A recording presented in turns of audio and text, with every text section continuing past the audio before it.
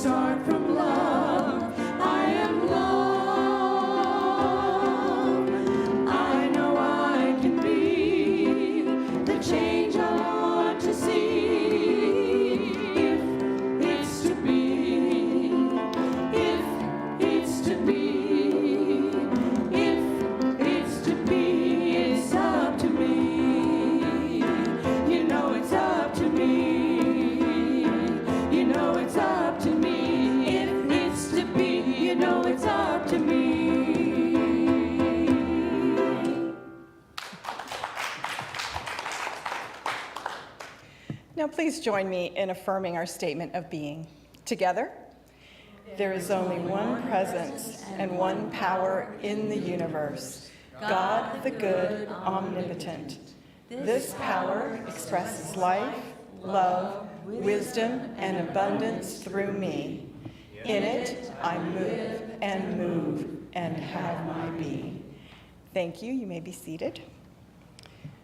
One way we empower abundant and meaningful living is by practicing and living our 5 basic principles. I will state the principle and invite you to respond with the affirmation. There is only one presence and one power active in the universe and in our lives.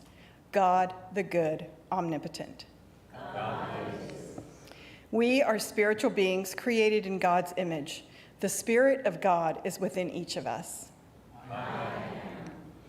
We create the experience of our lives through our thoughts and beliefs.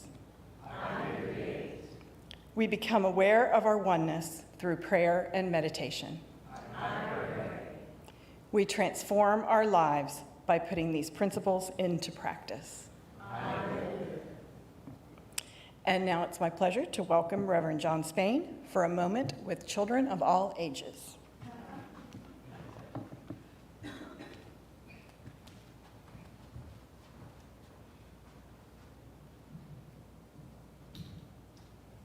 It always surprises me how early in the service this comes, especially since this is the first time I've chosen to participate in this way. So, welcome children. I hope you're out there. I know you're in here. How many of you had pets when you were kids? I know in my household there was a whole succession of fish, turtles, hamsters, a cat, and followed by dog after dog after dog. Could never quite see the point of fish or turtles. Hamsters are kind of fun to chase around, but dogs. Told you I'd work dogs into this today. Jody got a Facebook reminder earlier this month that our dog Toby came to us 8 years ago in July. We were living in Santa Fe at the time, and part of our daily routine was a trip. He and I would take a trip to the dog park where Toby could run and play and interact with other dogs. Now, I thought I understood dogs pretty well, but watching dogs play with each other and interact just taught me a whole new level of understanding. I know we have tried to teach Toby things, but we're not the best of dog trainers. And Toby has tried to teach us a lot, and he's quite a bit better at it than we are. But one of the things he taught me about dogs came from an experience one day at the dog park. Toby had friends. I never realized it in quite the way that it played out that day. But every day he'd go in, he'd sniff around the park, and then he'd go around and greet the other dogs. And his favorite dog was Belle. Belle was a standard poodle, white in color, and gray in appearance because she was always rolling around in the dust with him. And so one day, Toby was waiting anxiously for Belle to arrive. He went over and greeted her, and then she took off and roamed around a little bit on her own. In the meantime, another dog came in, this one a boy dog, and Toby doesn't get on too well with boy dogs sometimes. So I was watching carefully as they eyed each other and stared at each other, and the hair on the back of their backs came up, and their ears got pinned back a little bit. And the next thing I knew, out of nowhere, here comes Belle. Runs over, positions herself between Toby and this other dog. And it's almost like she said to him, "Come on. Come with me." And the rest of the day went just fine. So now I take dogs a little more seriously. They have relationships, they have friendships, and they have a lot to teach us about how to live and interact with each other. Be aware of what's going on, notice when your friends are in trouble, and don't be afraid to get involved. Thanks. Let your spirit shine, shine, shine, shine. Let your spirit spirit shine. Shine, shine, shine. Children of the world, let your spirit shine. Children of the world, let your spirit shine. Children of the world, let your spirit shine, shine, shine.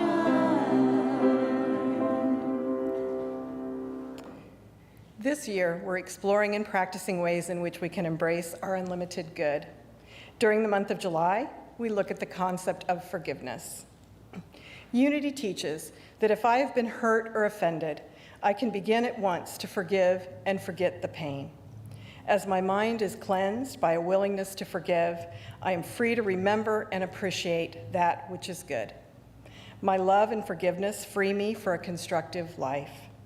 As I forgive others, I also refrain from condemning myself for past mistakes. I cannot go forward by looking backward. From a personal standpoint, I may not always find it easy to forgive others or to forgive myself, but what I cannot do alone, God can do through me. My part is to embrace God's healing, freeing, harmonizing love. I pray for the forgiving love of the Christ to do its perfect work through me, freeing me, healing all wounds, and restoring harmony in mind, body, and affairs. Please join me in saying this month's affirmation together. I embrace forgiveness, giving and receiving it with grace. We have just a couple of announcements for you this morning. Today, our prayer partner is Seb Neely. Please join Seb in the ministry office in the back left corner of the foyer for prayer support or to share celebrations. There's a new time for Janice Jaffe's Singing Bowl meditation. She resumes her Singing Bowl meditation this month at the new time of 2 p.m., and that will begin next Sunday, July 31st, here in the chapel, 2 p.m. This Tuesday, July 26th, Sakshi Zion, who is visiting from Hawaii, will lead kirtan. This is sacred chanting, sharing stories, and a guided meditation. That will take place at 5 p.m. here in the Unity Chapel, and you can check our Facebook page for more information. And finally, Sunday, July 31st, we're looking forward to Music Sunday led by our own Phyllis Wycliffe. And now we'll have a moment of reflection, remembering that we are spiritual beings having a physical experience on earth. With this experience come all the challenges of being human together. We recognize there are places in our world where there's the appearance of conflict and people are displaced and dying. In the midst of all of this, we believe there is no person, situation, or force greater than the power of God, our source of peace, strength, wisdom, and courage. Let us be silent in the one presence as we affirm divine order and the experience and expression of peace in every corner of our planet.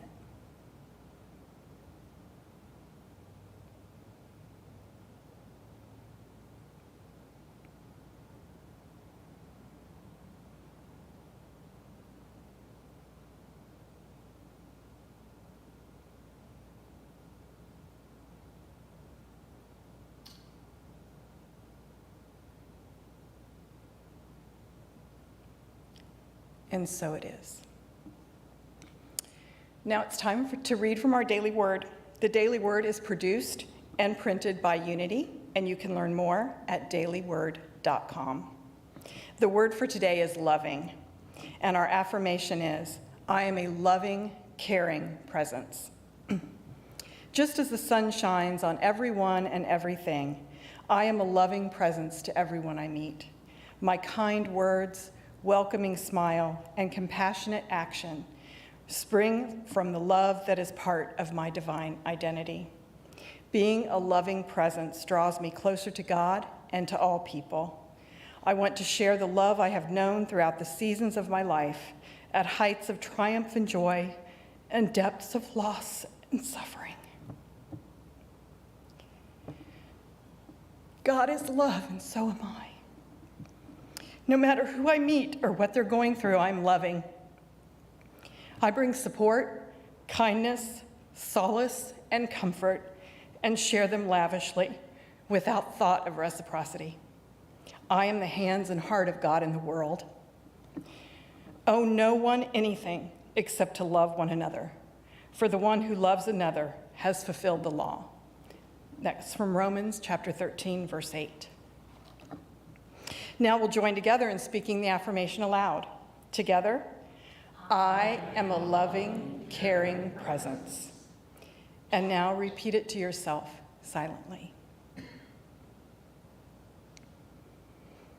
Today our guest speaker is Reverend John Spain, and musical inspiration comes from our Unity Music team.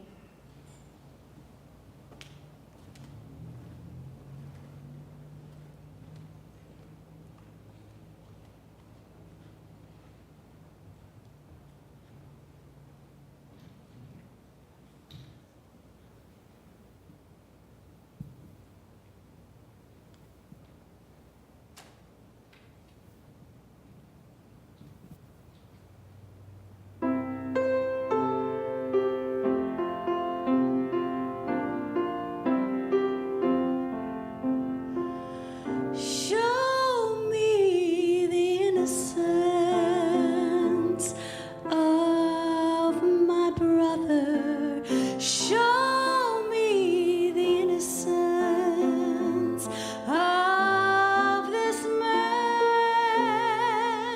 Even though we may be different, even though we disagree, show me the innocence in me.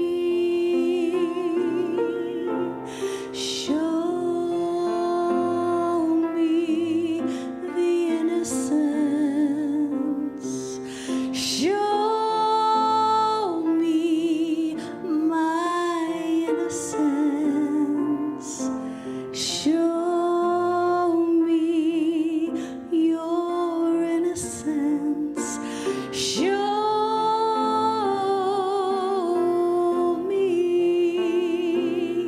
Show me the innocence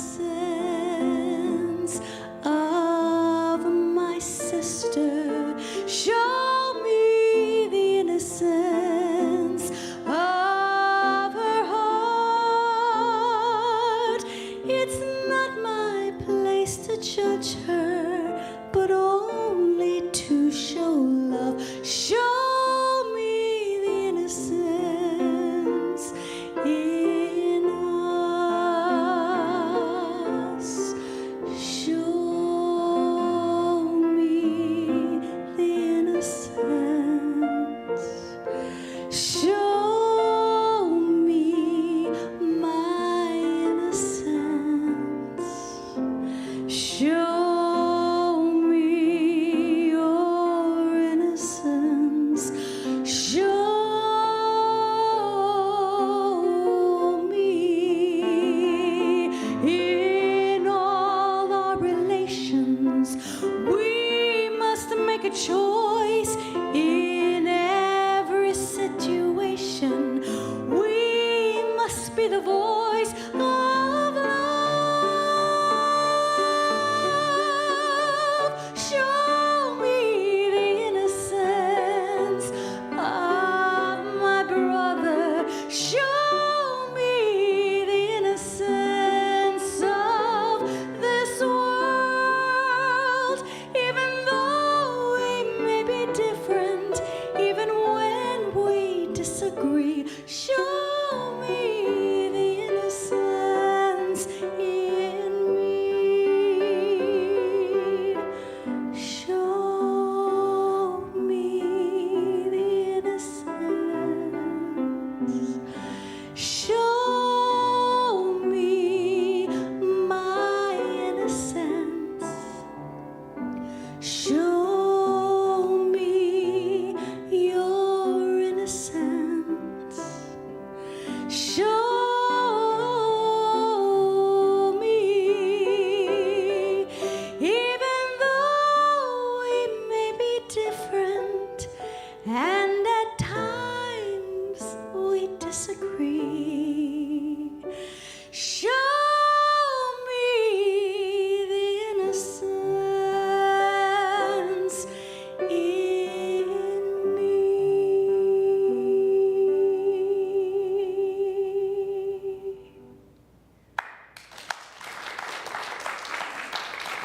Thank you.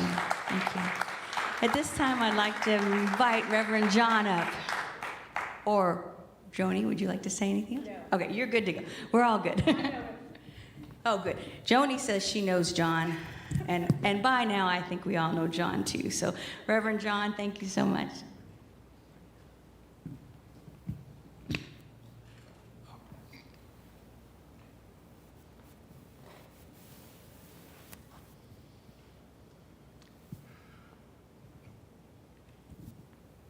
Can you turn off the projector? It's off. Well, I have to get over a little bit. Sorry.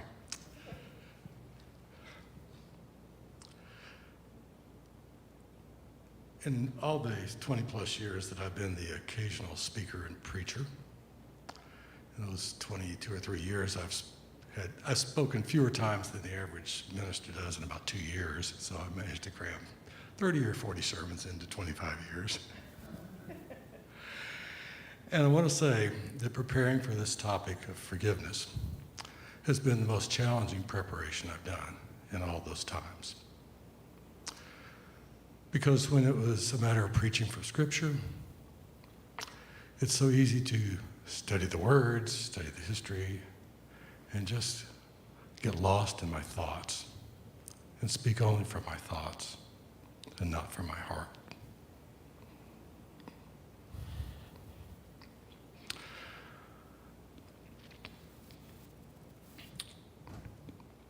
But there's no doubt you can tell the topic of forgiveness demands coming from a different place. So that's why today I wanted to sit in front of you like this and not hide behind a podium or clerical robes or my carefully chosen words.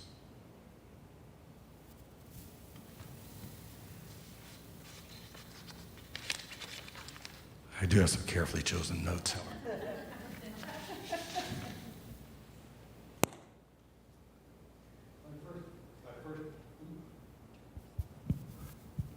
Watch my thumb. Like many of you, I suspect, my first encounter with the notion of forgiveness came in the form of the mandatory apology, which I was usually directed to do by my mother or a teacher, apologizing for something I might have said or done. Now, I wasn't present when this happened, so I can't say exactly who in my family had the brilliant idea of trying to remove fleas from my younger sister's cat with a vacuum cleaner. I suspect it was my older sister, Beth Ann, but I always wanted to believe it was my stepmother, Carol. I've no doubt that there were no fleas harmed in this futile attempt at animal husbandry. But I do know that Puff the cat was forever traumatized. Now, at the age of 10, I didn't have the words for it. But by then, I had certainly mastered the fine art of passive-aggressive behavior. So whenever I was annoyed with my younger sister, I would pick up Puff the cat, toss her into the closet where the vacuum cleaner was stored, and then giggle gleefully. That was supposed to be a laugh line.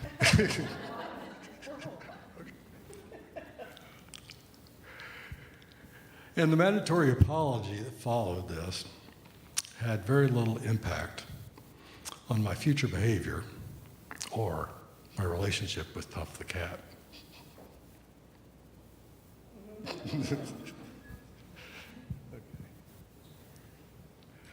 Seriously.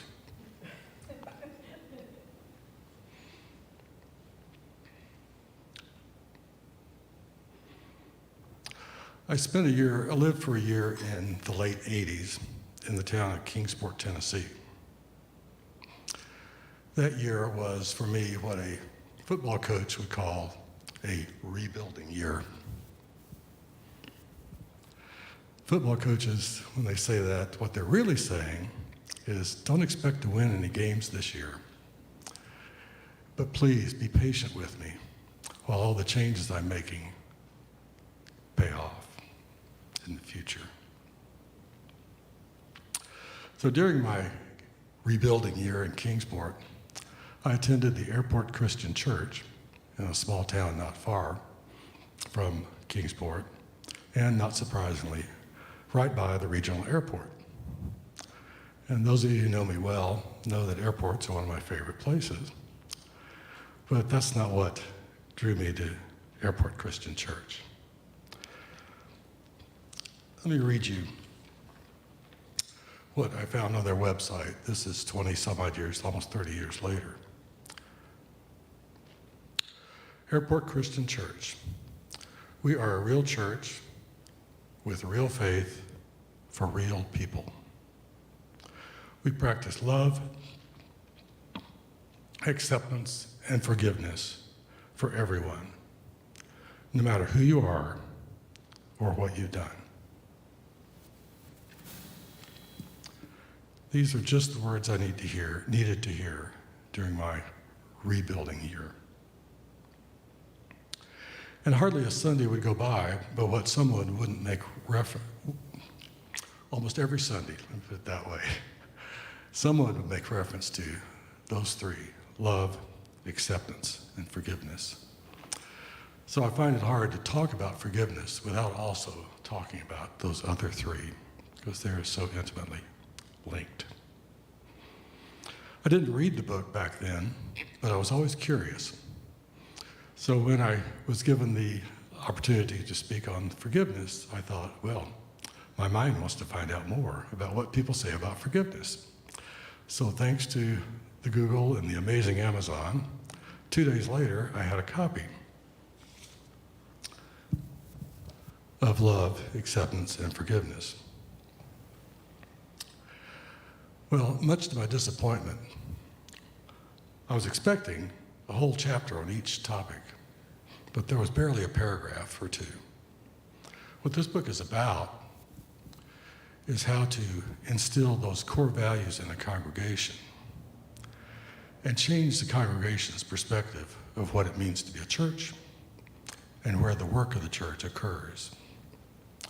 The work of the church, according to Jerry Cook and Stanley Baldwin, doesn't happen on Sunday morning in the church building.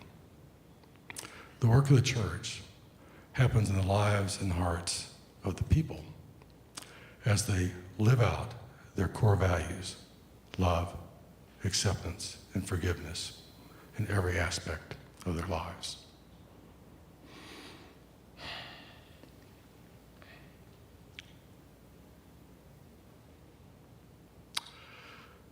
So in that experience, my understanding of forgiveness began to grow past just an apology to an unappreciative cat.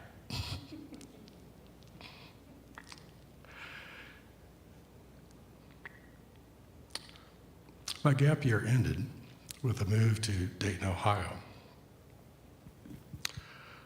My understanding of forgiveness grew when a friend of mine invited me to a Codependence Anonymous meeting. Codependence Anonymous, if you're not familiar, is one of many spin-off groups from Alcoholics Anonymous. They teach and practice the 12 steps of AA. And for those of you who are familiar, you'll recall that steps 7, 8, and 9 involve making a searching and fearless moral inventory, listing all the people we've harmed, and becoming willing to make amends to them all. So forgiveness is part of a process that demands self-awareness, ownership of our deeds and behaviors, and a willingness, at least, to take an action to mend relationships.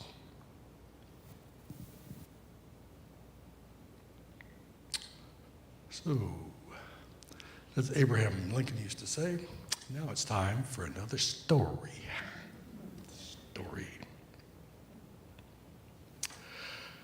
Like most of you, I grew up around human beings. And like many of you, I also grew up around dogs. Again with the dogs. It wasn't until I met a true dog lover and began to look at dogs through Joni's eyes that I began to truly understand dogs, how they think, how they behave, and what they have to teach us. And like most of us humans, we never really understand another person until we look at them through the eyes of someone who loves them.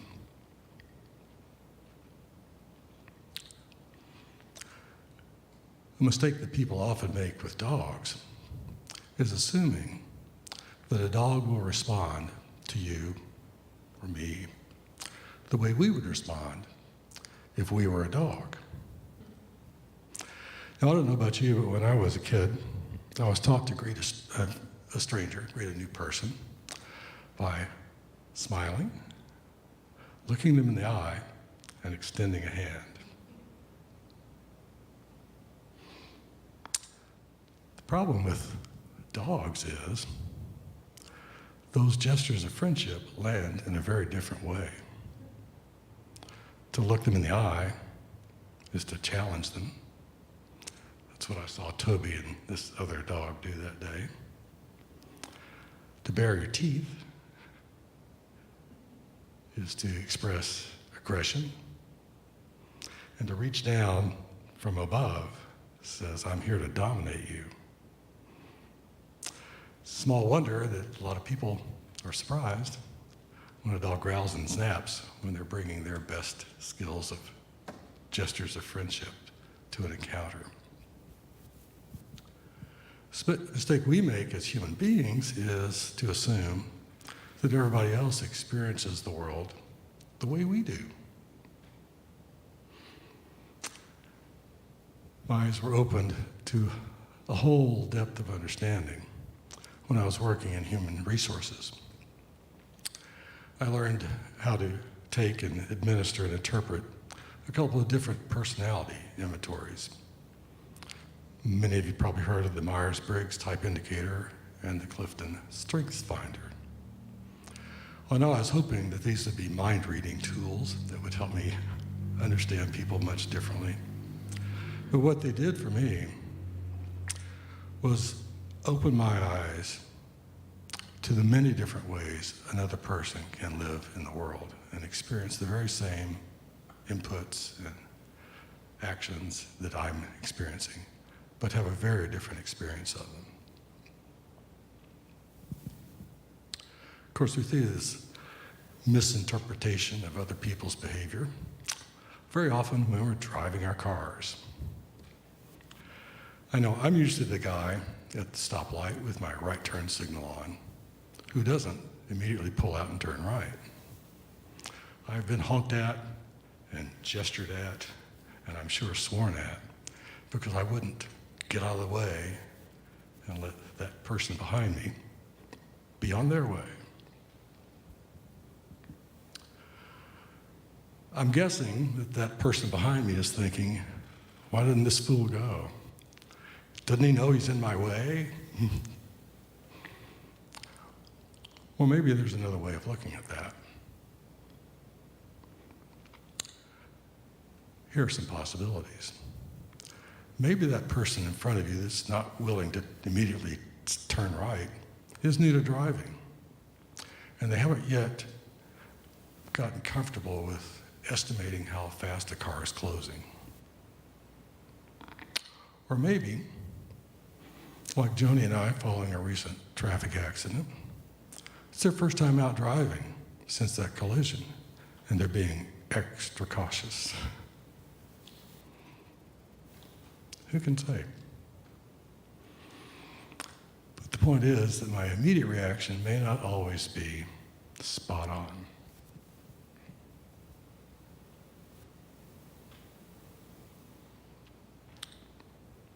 Or how about this story? For years, in fact, right up until the time I started preparing for this talk, I held a lot of resentment toward my former brother-in-law, my sister Julie's ex-husband. Whenever we were together, it seemed to me like, and this is my story, that he never missed a chance to put me down or say something insulting to me. And I've been angry and resentful toward him ever since. Now, I'll have to admit, for the therapists in the crowd, there are multiple layers to this. We'll just talk about this one. It's enough to get the point.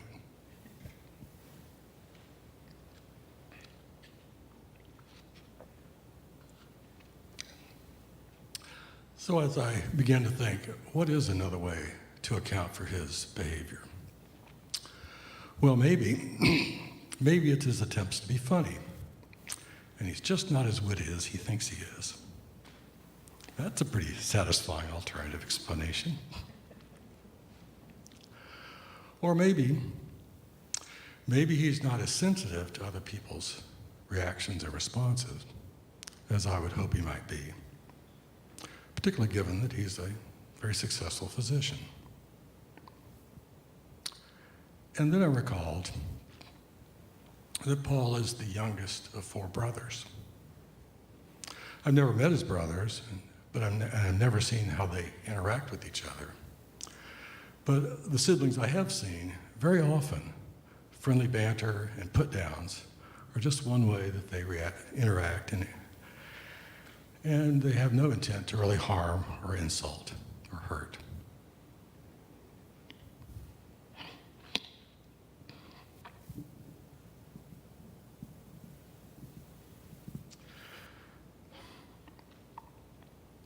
So it occurred to me,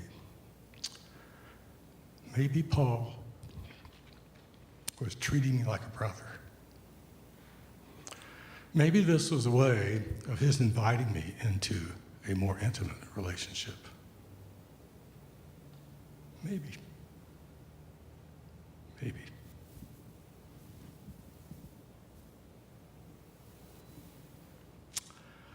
Love, acceptance, and forgiveness. These aren't just spiritual gifts. These aren't just spiritual powers. Let me suggest they're also spiritual disciplines, because they call us to take action, to be proactive, to take risks, to let go. To let go of our assumptions, let go of our stories, and let go of our need to be right, or to posture and dominate other people. They invite us to be open, loving, and accepting of the differences that we all have that differentiate us, make us unique, and are the many innumerable expressions of our God Spirit and our God-given gifts. I think in my little summary of my little teaser about this talk, I offered to make this political. So here we go.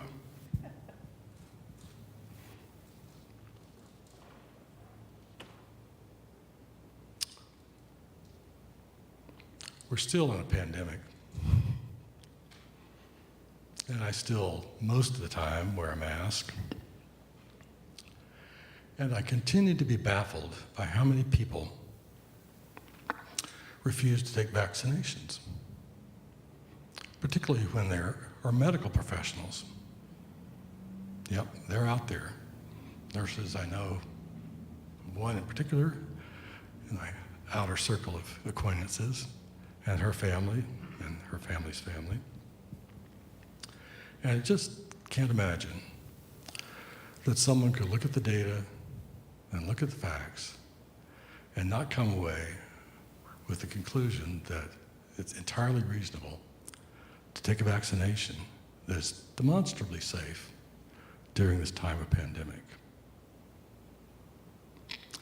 And then I heard a podcast that was looking at examining the rhetoric of our current times, and particularly the anti-vaxxers. For 5 minutes, they played snippets of the different commentators, those who are railing against mask mandates and lockdowns, and most of all, vaccinations. And after listening to that, I thought, you know, if that's what I heard 24/7, I probably wouldn't want to take a vaccination either. And then, in a wave of compassion that swept over me, I thought,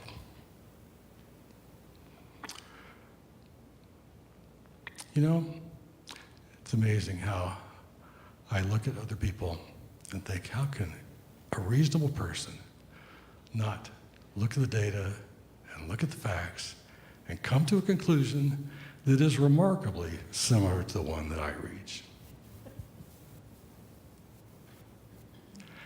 And I thought, yep, if that's what you hear 24/7 on the radio, on the TV, and even from the pulpit, you would be crazy to accept that vaccination. Yikes.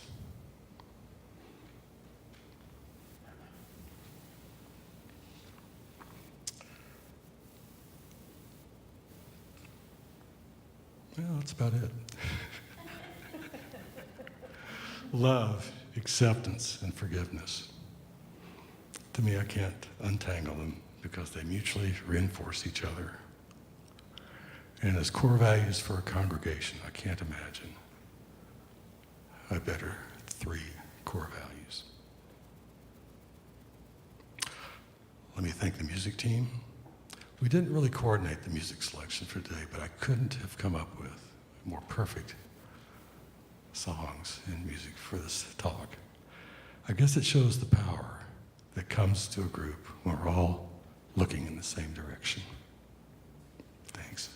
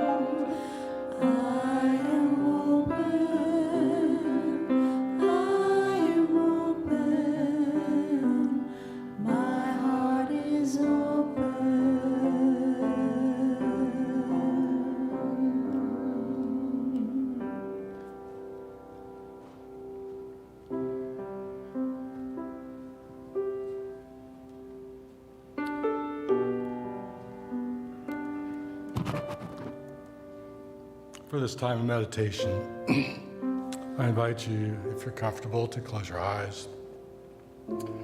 Find a comfortable posture. And think on these words. I'll be reading the lyrics of a song by singer-songwriter Iris DeMent.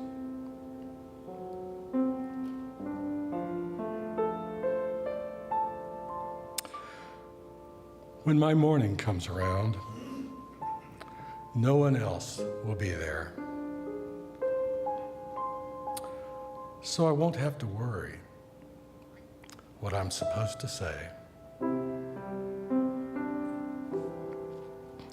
And I alone will know that I've climbed that great big mountain. And that's all that will matter when my morning comes around. When my morning comes around, I will look back on this valley, at these sidewalks and alleys where I've lingered for so long. And this place where I now live will burn to ash and cinder. Like some ghost I won't remember, when my morning comes around.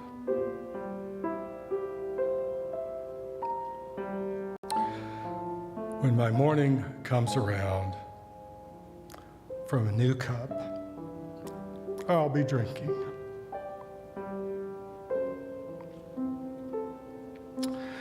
And for once, I won't be thinking that there's something wrong with me.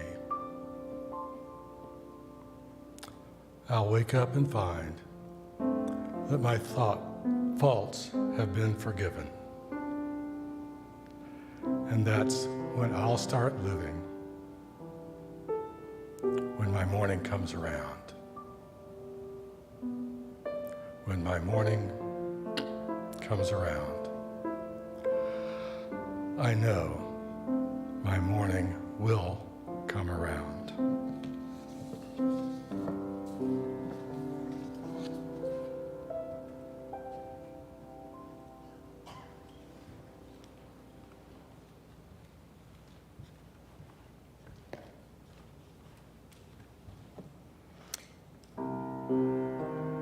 Now we turn to our spiritual practice of generosity. Or we can sing. Or we can sing.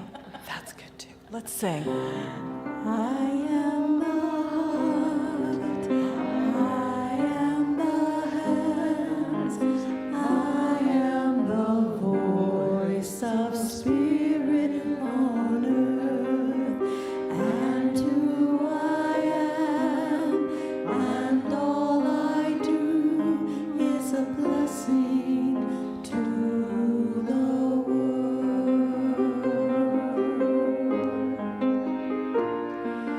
You are the heart, you are the hands, you are the voice of spirit on earth, and who you are, and all you do is a blessing to the world.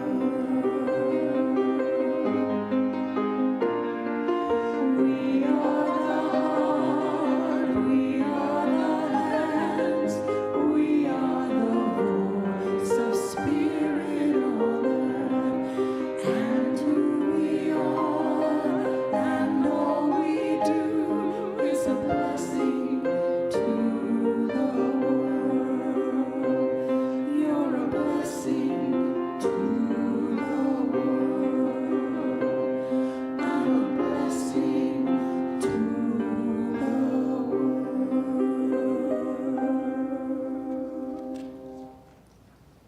Well, this seems like a good time to turn to the power of generosity.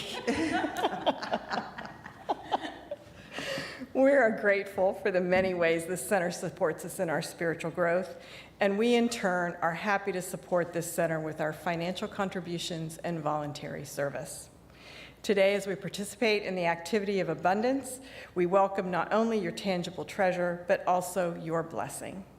As the offering bag circulates around the room, you may place your offering in the bag and/or hold your hand over the bag and offer a prayer of gratitude. We're also grateful for those who have put in place automatic online giving. Your consistency and dedication help create a stable and thriving spiritual community. Our greeters have come forward, and so please join me in speaking aloud our abundance affirmation. Together, I am an abundant being living in an abundant universe. God is the source of my supply. I'm not dependent on people or situations for my good. God is the source of my supply.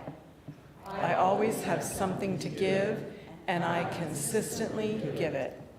I expect the best, I give my best, and I now attract the best in every experience. Peace in my life is growing because I choose love. Let's up be present, it's what I'm made of. I choose love. We are a part of each other.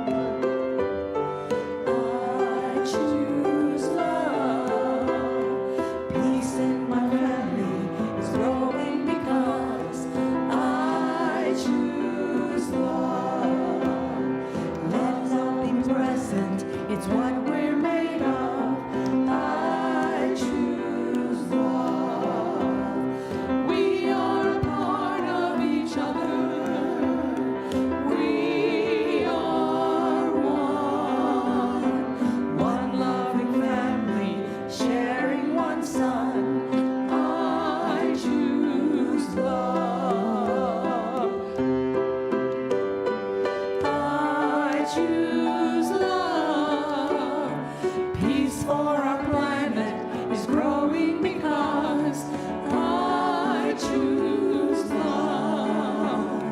Let love be present, it's what we're made of. I choose love. We are a part of each other. We are one. One choice unites us. Let this be the one. I choose love. I choose love. I choose love.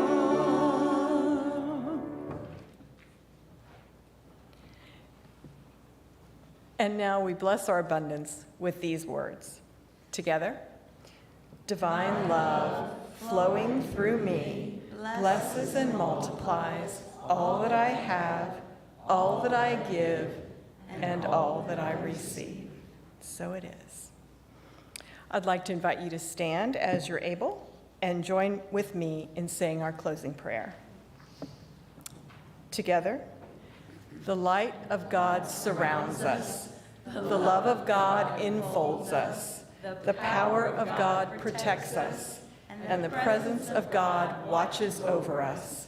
Wherever we are, God is, and all is well. Please remain in place and join us in singing, Let There Be Peace on Earth.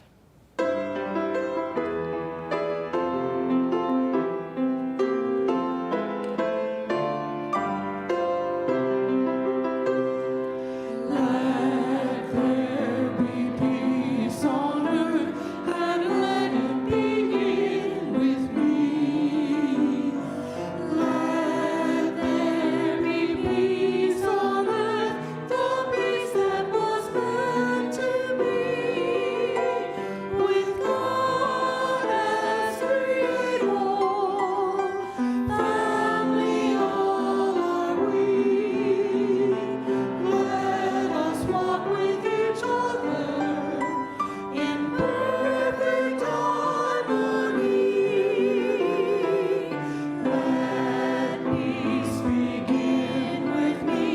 Let this be the moment now. With every step I take, let this be my joyous vow. To take each moment and live each moment in peace eternally. Let there be peace on earth, and let it begin with me.